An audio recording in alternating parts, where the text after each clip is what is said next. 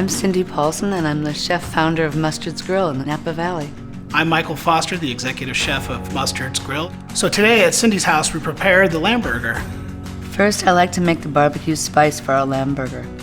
We start with paprika, cayenne, chipotle chili powder, garlic powder, onion powder, kosher salt, and brown sugar. Mix them all together with a fork. Oftentimes the brown sugar sticks, so you want to smash it up and mix it really well. Shape the ground lamb into patties and season the patties with salt, pepper, and the BBQ spice. On a preheated grill or a grill pan preheated to medium-high, season the onions with olive oil, salt, and pepper and grill them on the grill until nicely caramelized and golden brown. We'll brush the patties with olive oil and place them on the hot grill. Flip them and baste them with barbecue sauce and continue to grill until caramelized. When they're halfway done, you want to add the cheese to the caramelized side and place the grilled onions on top of the cheese to keep everything warm. We put a really sharp cheddar cheese on this lamb burger with the barbecue sauce.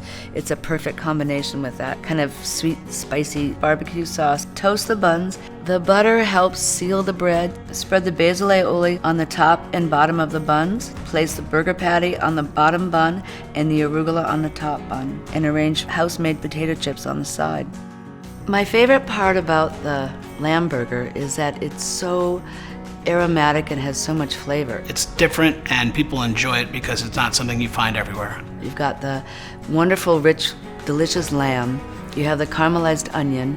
You've got the bright, fresh arugula and the basil pesto, and then that tangy barbecue sauce. So it's kind of American but kind of hip and modern.